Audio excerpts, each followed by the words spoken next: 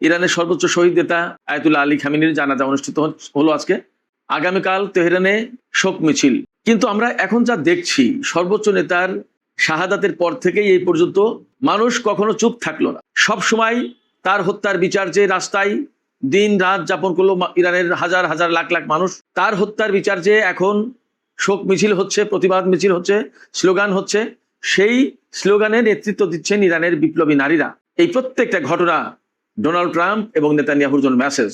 তারা নিশ্চয়ই ইরানে এই যে জনসমুদ্র মানুষের ঢল দেখে তাদের নিশ্চয়ই ঘুম হারাম হয়ে গেছে, তারা ঘুমাতে পারছে না। নিশ্চয়ই তাদের মিনিমাম বিবেক বলে যদি কিছু থাকে, তাহলে তারা বিবেকের কাঠগড়ায় এখন আসামি। তারা বিবেকের কাঠগড়ায় আসামি হোক না হোক, তারা এই ভয়টুকু পাচ্ছে, যারা আজকে ইরানের মাটিতে দাঁড়িয়ে, যারা ইরানের সর্বোচ্চ নেতার কফিন ছুঁয়ে শপথ করছে এই হত্যাকাণ্ডের প্রতিশোধ নেওয়ার, তারা নিশ্চয়ই ডোনাল্ড ট্রাম্প এবং নেতানিয়াহুর জন্য দুঃস্বপ্নে পরিণত হয়েছে।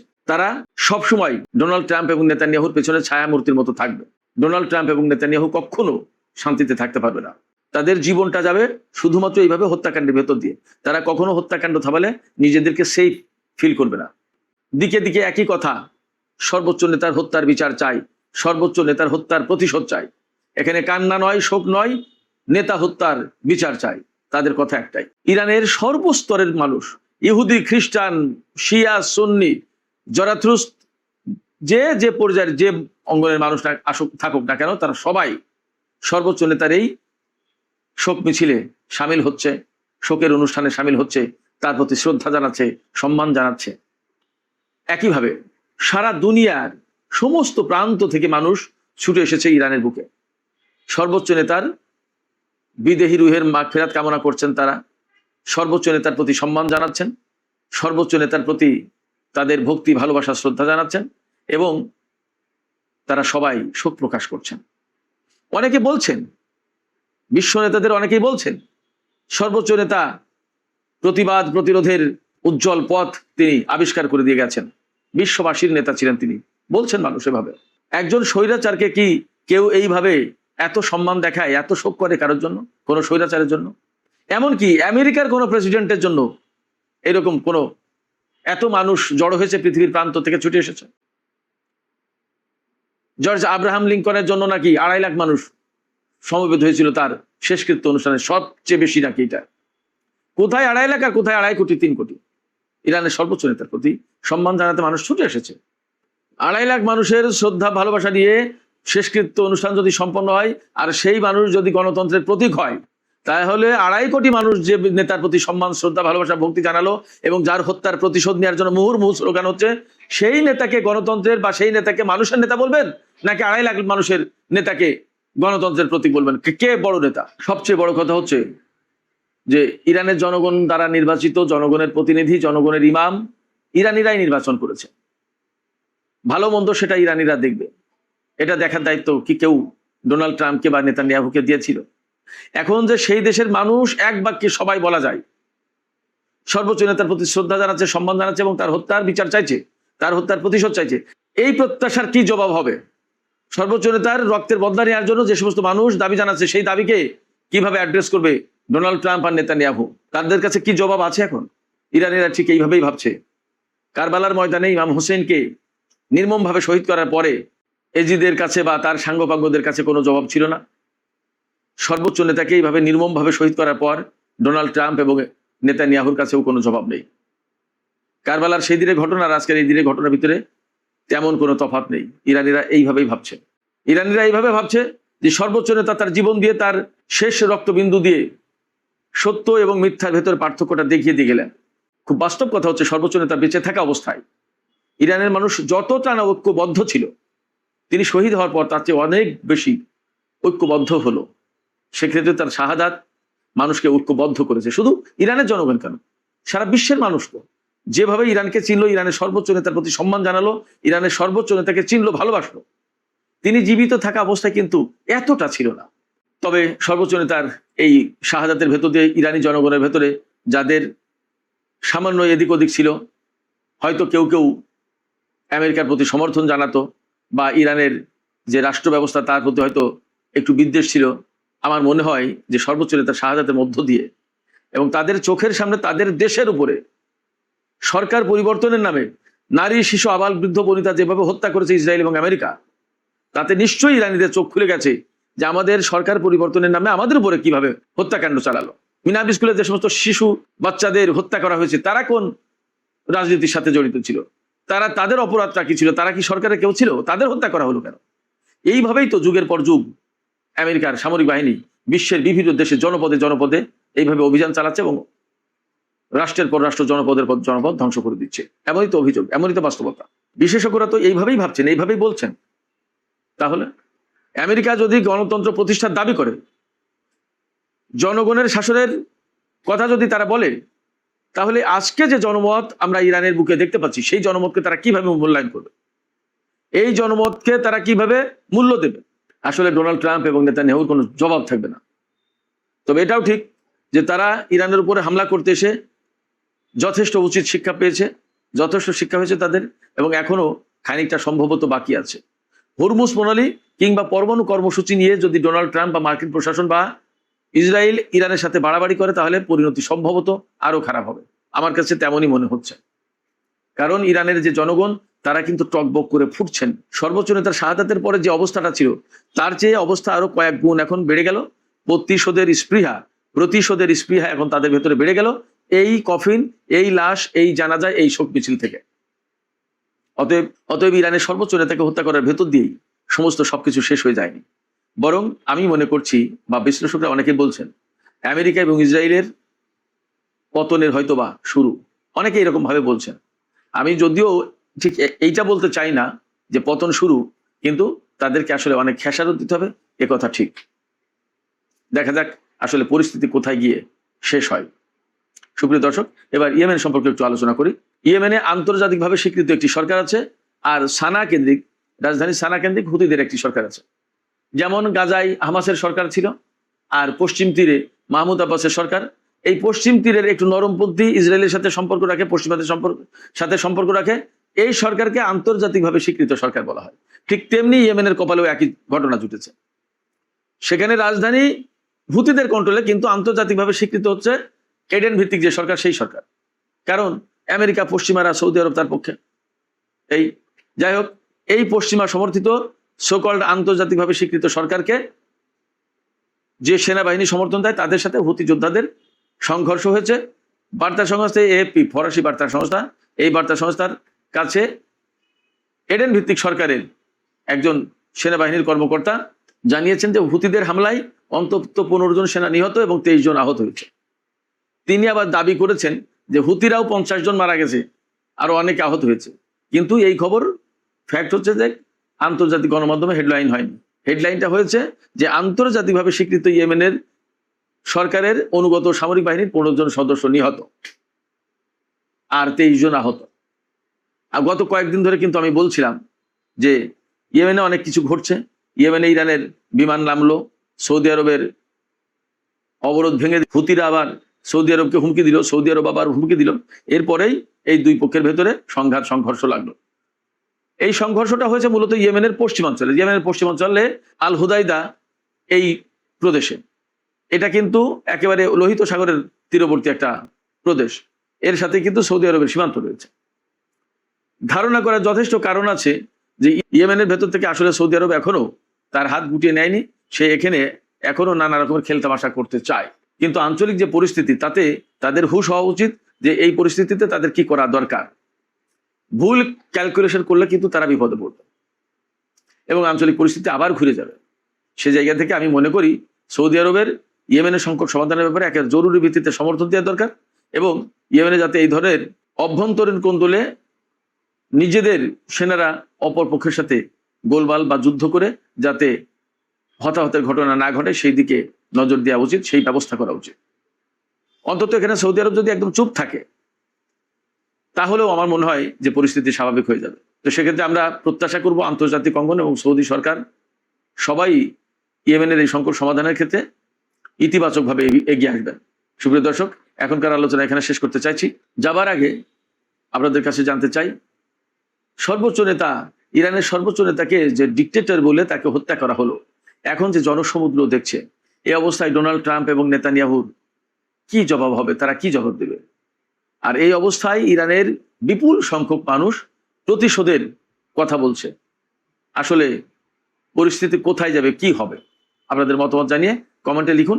আর ভিডিও ভালো লাগলে আবার বলি, লাইক কমেন্ট শেয়ার করবেন এবং চ্যানেলটি সাবস্ক্রাইব করে সাথেই থাকবেন। সুপ্রিয় দর্শক, এখনকার মতো এখানেই আলোচনা শেষ করছি। আপনারা সবাই অনেক অনেক ভালো থাকুন। আল্লাহ হাফেজ। আসসালামু আলাইকুম, সবাইকে শুভেচ্ছা জানাচ্ছি। মাসুম মাহবুব দেখছেন ওপেন দ্য ইউটিউব চ্যানেল এবং মাসুম মাহবুব ফেসবুক পেজ। পুরো পৃথিবী শোকে আচ্ছন্ন। শেষ বিদায় জানানো হচ্ছে মুসলিম উম্মার অন্যতম লিডার, স্কলার। 40 বছর ধরে প্রায় একটি দেশকে আধুনিক সভ্যতা, জ্ঞান বিজ্ঞান এবং ইসলামের আলোকে রূপান্তরিত করা একজন মহাপুরুষ, আয়াতুল্লাহ আলী খামেনি। শিয়া সুন্নি ব্যবধান যারা তৈরি করছেন, তাদের বাইরে গিয়ে এই বিশ্ব নেতাকে পৃথিবীর 100টি দেশ শ্রদ্ধা জানাতে উপস্থিত হয়েছে ইরানে। বলা হচ্ছে 2 কোটি মানুষের বেশি কেবল শোক জানাতে জমা হয়েছে এই দেশটির ভেতরে। শুধু ইরান নয়, এটি চলবে ইরাকেও। পুরো ইরাক জুড়ে স্তব্ধ শোকে সকল মানুষ। ইরাকের মেয়র নিজে জানিয়েছেন পুরো জাতি, ইরাকের কথা বলছি, নট ইরান, ইরাকের পুরো জাতি তাকে শ্রদ্ধা জানাবে, কারণ খামেনির মরদেহ ইরাকেও যাবে।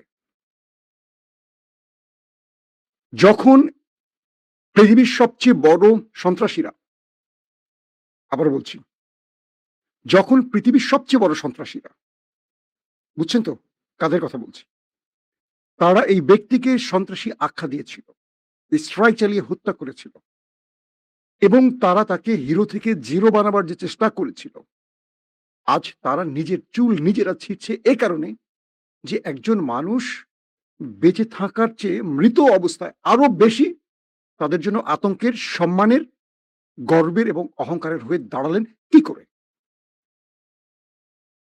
মার্কিন একটি টুইট বার্তা দেখলাম, একজন লিখেছেন, হয়তোবা ট্রাম্পের নিন্দুক হতে পারে, যে ট্রাম্প, তুমিও তো ওপারে যাবে, আমরা দেখতে চাই তোমার জন্য কত মানুষ উপস্থিত হয়। আর পৃথিবী দেখছে আয়াতুল্লাহ আলী খামেনির জন্য 2 কোটিরও বেশি মানুষ উপস্থিত হয়েছে। পৃথিবীর 100টি দেশের গুরুত্বপূর্ণ লিডার সেখানে পৌঁছে গেছে। প্রতিটি মানুষের চোখ ভেজা, কাঁদছে অঝরে মানুষ। এক আকাশ বৃষ্টির চেয়েও যেন অজস্র মানুষের চোখের পানি বেশি, সেটা খোদ ইরানে এখন দেখা যাচ্ছে। একজন মানুষ শহীদ হয়ে পৃথিবীকে কি বার্তাগুলো দিয়ে গেল, কান পেতে শুনছেন, দেখছেন। যখন পুরো পৃথিবী কাছে আমাদের বাংলাদেশের তথাকথিত ইহুদিদের দালাল, আমি বলবো কি বলছে শোনেন, আমরা একটু ভিডিওতে দেখাই আপনাদের। কেন খমিনির জানাজা যেতে হবে? আপনারা কি এতই দেউলিয়া হয়ে গেছে? রাজনীতি করতে করতে এতই নিশ্চ হয়ে গেছে খমিনির জানাজা আপনাকে পাঠাতে হবে? স্পিকারকে পাঠাইছে, এটা অন্যায় করেছে। স্পিকার মুসলিম একদম, কখনো কাফের মুশরিকদের খারাপ, ইহুদি খ্রিস্টানদের চেয়ে বেশি খারাপ এরকম জঘন্য জাতের কাছে জানাজা পড়ার জন্য যাওয়ার কোনো অধিকার নাই। আমি মনে করি স্পষ্ট কথা, এদের সাথে, এই শিয়া রাফেজিদের সাথে আমাদের কোনো আপোষ নাই। এই রাফেজি খমিনি চলে গেল 9 তারিখে জানাজা, তাই না? আমি পুরো বক্তব্যটা শোনাতে চাই না, আমার ফেসবুকে পাবেন, আমি দিয়েছি। দাড়ি, পাঞ্জাবি, টুপি, দেখেছেন। একটা ছোট ঘটনা শোনাই আপনাদের। বাইতুল মুকদ্দাস যে মুক্ত করেছিলেন, মনে আছে সালাউদ্দিন আইয়ুবীর নাম? সালাউদ্দিন আইয়ুবী, তিনি যখন মানে কি বলবো, তার শাসন ভার পরিচালনা করতেন, বিভিন্ন জায়গায় তার গোয়েন্দা পাঠাতেন। তো একবার 2 গোয়েন্দা এসে তাকে জানালো, সালাউদ্দিন আইয়ুবীকে, যে মুসলমানরা আর জিহাদের ময়দানে যেতে চায় না, কারণ মুসলমানদের স্কলাররা মসজিদে মসজিদে মুসলমানদেরকে জিহাদকে জঙ্গি বা মৌলবাদী ব্যাখ্যা দিয়ে পুরো অঞ্চলে আমাদের স্কলাররা মুসলমানদেরকে বোঝাচ্ছে যে এই যুদ্ধ করা এগুলো হলো জঙ্গির কাজ, মৌলবাদীদের কাজ। এখন যেটা আমাদের দেশে দেখেন না, আলেমদেরকে ইসলামিস্টদের জঙ্গি বা মৌলবাদী বলে। আওয়ামী লীগ 15.5 বছর বলেছে, এখনো কেউ কেউ বলে, শুনছেন না আপনারা? সালাউদ্দিন আইয়ুবী বলছে কারা এটা করে? তো তার গোয়েন্দারা বললো যে এমন এমন এমন কয়েকজন আছেন। তো একবার সালাউদ্দিন আইয়ুবী একটি মসজিদে, ওই যে যেই স্কলার চমৎকার করে এই কথাগুলো বলছেন যে লড়াই করা হলো জঙ্গিদের কাজ, মৌলবাদীদের কাজ, মুসলমানরা এখন মসজিদে থাকবে, মসজিদে মসজিদে মানুষের দাওয়াত প্রচার করবে, আর লড়াইয়ের ময়দানে যেতে পারবে না। তো সালাউদ্দিন আইয়ুবী সেই মসজিদে গেলেন পোশাক পরিবর্তন করে এবং তার পরিচয় লুকিয়ে। তো মসজিদে যখন মিম্বারের খুব কাছে বসলেন সালাউদ্দিন আইয়ুবী, বসে তিনি ওই ব্যক্তির আলোচনা শুনছেন। ধরেন শুক্রবার জুমার নামাজের খুতবায় দুর্দান্ত করে কোরআন হাদিসের একটার পর একটা রেফারেন্স দিচ্ছে, প্রতিটা কোরআন হাদিসের রেফারেন্স তার মুখস্থ। বুঝতে পারছেন? অসাধারণ এক স্কলার, দেখতেও সেই রকম চেহারা, প্রতিটা লাইন বলতে পারেন, প্রতিটা কোরআনের আয়াত এবং হাদিসের ব্যাখ্যা দিয়ে তিনি বোঝাচ্ছেন কেন মুসলমানরা জিহাদের ময়দানে যাবে না, কেন মুসলমানদের জিহাদের ময়দানে যাওয়া হারাম, লড়াই করা হারাম, রক্তপাত করা হারাম, তিনি ব্যাখ্যা দিচ্ছেন। তখন সালাউদ্দিন আইয়ুবী তাকে বললেন, আপনার হাতটা বাড়ান, আমি আপনার হাতটা একটু দেখতে চাই। কারণ তিনি তো ইহুদি খ্রিস্টানদের সাথে লম্বা যুদ্ধ করেছেন। তিনি হাত দেখে একটা বিশেষ চিহ্ন খুঁজে পেলেন এবং পকেট থেকে খঞ্জর বের করে একটা কোপে সেই স্কলারের হাতটা কেটে ফেললেন। তিনি ছিলেন কে জানেন? ইহুদিদের এজেন্ট। মানে ইহুদিরা এরকম মুসলিম স্কলার বানিয়ে মুসলমানদের মধ্যে পাঠিয়েতে, যাতে করে মুসলমানরা লড়াইয়ের ময়দানে আর না আসে, কারণ তখন মুসলমানদের সাথে কেউ লড়াই করে পারতো না। বুঝতে পারছেন? তো আমাদের সাম্প্রতিক সময় বাংলাদেশের অবস্থা দেখেন, যারা একটু ইসলামিস্ট, যারা একটু হুজুর বা যারা আল্লাহ খোদাকে বিশ্বাস করে, তাদেরকে কি বলা হয়? তারা নাকি জান্নাতের টিকিট বিক্রি করে, একটা রিউমার ছড়ানো হয়। কেউ বলে কেউ নাকি এরা নাকি জাহাজের টিকিট বিক্রি করে, কেউ বলে এই যে ইসলামিস্টদেরকে বিভিন্ন তকমায় ন্যারেটিভে আটকানো হয়, কাজগুলো কিন্তু ওই ইহুদিদের শেখানো পরিকল্পনা থেকে হয়। এই আলেমের বক্তব্য শুনছেন? তিনি বাংলাদেশ সরকারের স্পিকার এবং জামাত ইসলাম দুজনের সমালোচনা করছে যে ওরা কাফের, ওদের জানাজা যাওয়া নাকি হারাম। এই বক্তব্যই তো আমেরিকা চায়, এই বক্তব্যই তো ইসরায়েল চায়। সেই ইসরায়েল আমেরিকা খুশি হয় এমন বক্তব্য দিচ্ছেন আমাদের আলেম সাহেব। তাকে সবাই চেনেন, আমি নামটা উচ্চারণ করতে চাই না। বুঝতে পারছেন? লম্বা পাঞ্জাবি, দাড়ির মধ্যে কি থাকতে পারে? পাঞ্জাবি দেখে আর কোরআন হাদিসের ভুল আয়াত শুনে কেউ ভাববেন না এরা বেহেশতের টিকিট দেবে, জাহাজের টিকিট দেবে। কেউ ওটা ভাববেন না। মনে রাখবেন, পৃথিবীতে মুসলমানদেরকে বিভাজিত করার জন্য ওরা এরকম হাজারো স্কলার তৈরি করে রেখেছে। আপনারা বলেন জাকির নায়েক ইহুদিদের দালাল, যারা এই কথাটা বলে তারাই আসলে ইহুদিদের দালাল, হয়তো আপনি জানেন না। আসেন মূল প্রশ্নে আসেন। পুরো বিশ্ব নেতারা আসছেন কোথায়? ইরানে। পুরো অনুষ্ঠানটা ইরান এত চমৎকার ভাবে গুছিয়ে প্রচার করছে, আপনি কল্পনা করতে পারবেন না। এত রাষ্ট্রনায়ক, এত মানুষের মধ্যেও পুরো ইরান এমন একটি দিক প্রমাণ করছে। দেখেন, প্রতিটা দেশ যখন খোমেনির কফিনের সামনে দাঁড়াচ্ছে, তখন এক একটি দেশের জন্য এক একটি কোরআনের আয়াত তেলাওয়াত করা হচ্ছে। বুঝতে পারছেন?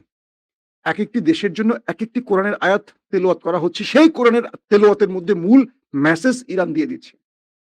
যখন সৌদি আরব শোক জানাতে গেল, তাদের প্রতিনিধি পাঠালো, তখন কি হলো দেখেন। সেখানে প্রথম আমরা আফগানটা দেখি। যখন আফগানের প্রতিনিধি গেল শোক জানাতে, তাদের প্রতিমন্ত্রী আফগানের আমির খান মুত্তাকিন এবং তাদের পুরো টিমটি সেখানে গেল। তখন সেখানে যেই তেলাওয়াত হচ্ছে, কারি সাহেব তেলাওয়াত করছেন, সেটি হলো সূরা ফাতার প্রথম আয়াত। আল্লাহ রাব্বুল আলামিন সেখানে বলছেন, নিশ্চয়ই আমি আপনাকে, আল্লাহ রাসূলকে বলছেন, একটি পরিপূর্ণ বিজয় দান করেছি। মানে 20 বছর পর আফগান আমেরিকার বিরুদ্ধে বিজয় পেয়েছে। আর এটাকে ইঙ্গিত করে বলছেন, এই অনুষ্ঠানে কারি সাহেব এই আয়াতটি পড়ছেন আফগানদেরকে প্রশংসা করে যে আল্লাহ তাদেরকে একটা বিজয় দান করেছে। আসেন, যখন সৌদির প্রতিনিধি দল আসলো, তখন সেখানে কারি সাহেব পড়া শুরু করলেন সূরা আল ইমরানের 13 আয়াত। কি বলা আছে? তোমাদের জন্য ইতিমধ্যে দুটি বাহিনী মুখোমুখি হওয়ার মধ্যে একটি নির্দেশ ছিল। অর্থাৎ তোমাদের সামনে দুটো বাহিনী মুখোমুখি হয়েছে, একটি আল্লাহর দল বা ইমানদারদের দল, আর একটি কাফেরদের দল। খেয়াল করবেন। তো একটি আল্লাহর পথে যুদ্ধ করছিল, অন্যটি কাফেরদের পক্ষে যুদ্ধ করছিল। তারা নিজেদের চোখে দেখছিল, অর্থাৎ সৌদি আরব দেখছিল আমেরিকা ইসরায়েল যুদ্ধ করছে, মানে কারা কাফের আপনারা তো বুঝতে পারতেছেন। সৌদি আরব, কাতার, কুয়েত, বাহরাইন, জর্দান সবাই দেখছিল। এটাকে বোঝাচ্ছে একটি আল্লাহর পথে যুদ্ধ করছিল, অন্যটি কাফেরদের পক্ষে। তারা নিজেদের চোখে দেখেছিল যে তাদের সংখ্যা তাদের নিজেদের সংখ্যার চেয়ে দ্বিগুণ ছিল। অর্থাৎ আরব দুনিয়া বসে বসে দেখছিল ইরানের চেয়ে আমেরিকা ইসরায়েলের সংখ্যা অনেক বেশি ছিল।